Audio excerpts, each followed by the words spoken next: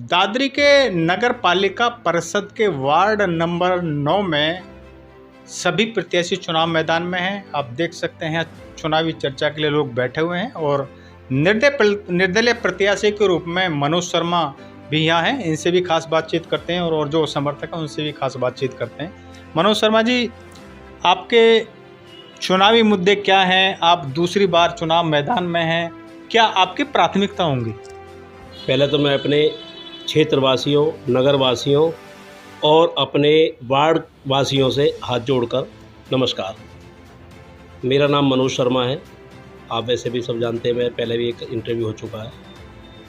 मेरी जो वार्ड में समस्या है, सबसे पहले जो मेरे वार्ड वासियों की समस्या है, बिजली की मेन समस्या है हमारे यहाँ।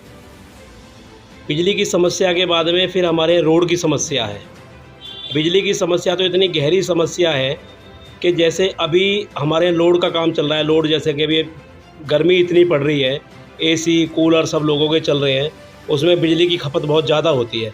उसमें हमारे यहाँ जम्पर बार बार उड़ जाना, ट्रांसफार्मर फूक जाना, वायर शॉर्ट हो जाना, ये सबसे बड़ी समस्या है। क्योंकि वो वायर अब हमारे जर्जर हालत में हो चुके हैं, जिनको बदला जाना बहुत अति आवश्यक है इस टाइम पे। उनको लेकर के मैं सबसे पहले जनता के बीच में रह करके उन कामों को पूरा करूँगा, पूरा सहयोग दूंगा। जनता के साथ में पूरा तन मन और धन से पूरे तरीके से इन पे साथ दूंगा और रोड खरंजों को भी पूरी तरीके से ठीक कराऊंगा। और वार्ड में मतलब अपने नगर चेयरमैन से मिल करके ऊपर तक मिल करके जैसे भी होगा, कहीं से भी होगा, पूरा मतलब खरंजे का, लाइट का, जहाँ से भी जैसा प्रावधान होगा वो पूरा कराऊंगा। वार्ड में बिजली के जो जर्जर तार हैं उनकी वजह से दिक्कत आती है। इसके अलावा और जैसे पेयजल आपूर्ति है या सड़कों की हालत है और भी तमाम समस्या है, तो उनसे जो वार्ड के वासी कैसे फेस कर रहे हैं प्रॉब्लम सर, कैसे आप निजात पाएंगे?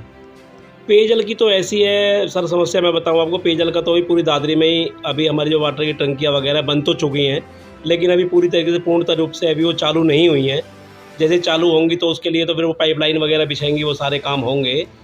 बाकी जो हमारे अभी बाहर क्या रहे जो ट्रांसफार्मर वगैरह फूके हुए हैं या मतलब पीछे फूके भी हैं, जो भी समस्या हैं उनको पूरी तरीके से लग करके अपना कराऊंगा सांसद निधि से या अपना एमएलसी निधि से या चेयरमैन निधि से या मतलब नगर पालिका की निधि, जैसे भी होगा वो पूरे कराऊंगा मिलकर।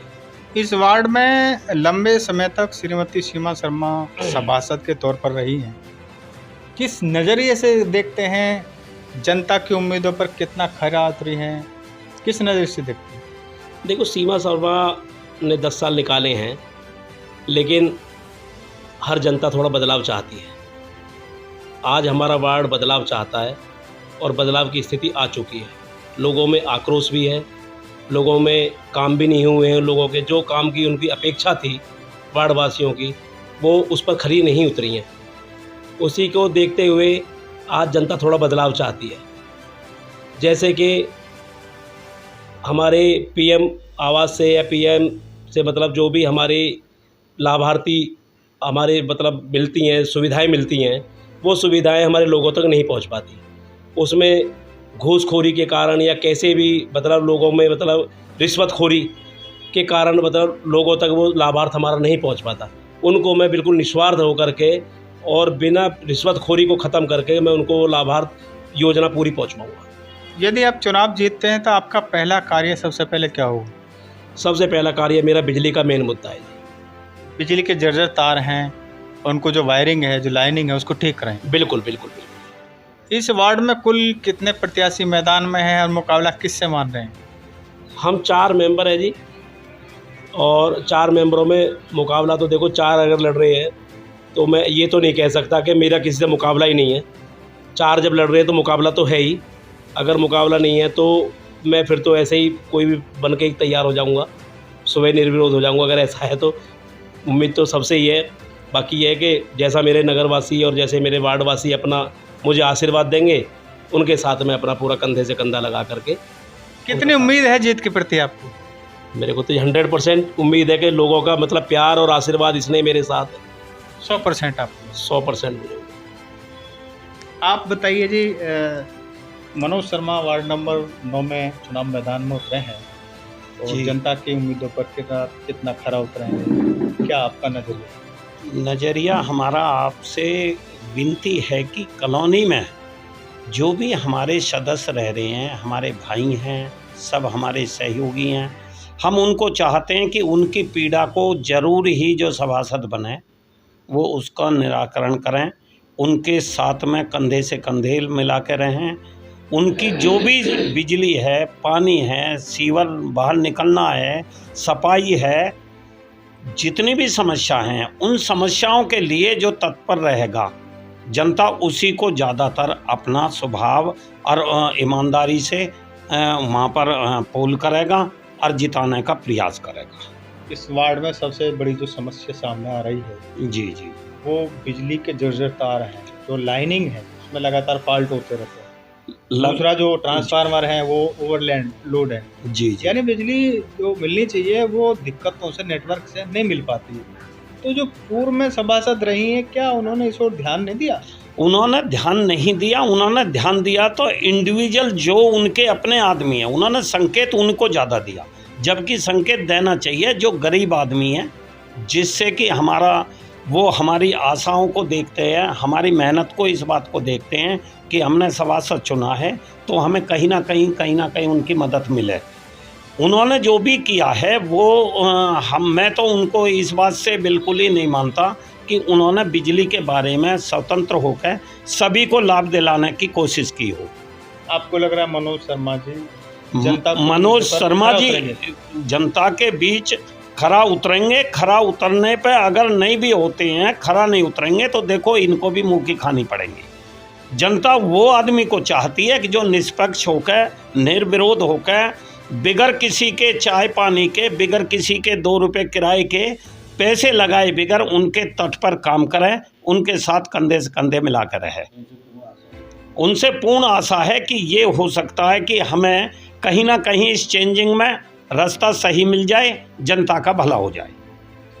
आप बताएंगे कुछ? हाँ, माँ का चुनाव चल रहा है, जनता के बीच जा रहे हैं और आप भी इनके समर्थक हैं जी। किस नज़रिए से देखते हैं?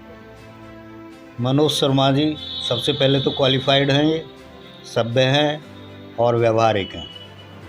पिछले जो कैंडिडेट रहे इसके सभासद, उनके व्यवहार में बहुत खामियां थी, जिसकी वजह से जनता का रुझान अब इनकी तरफ मुड़ चुका है।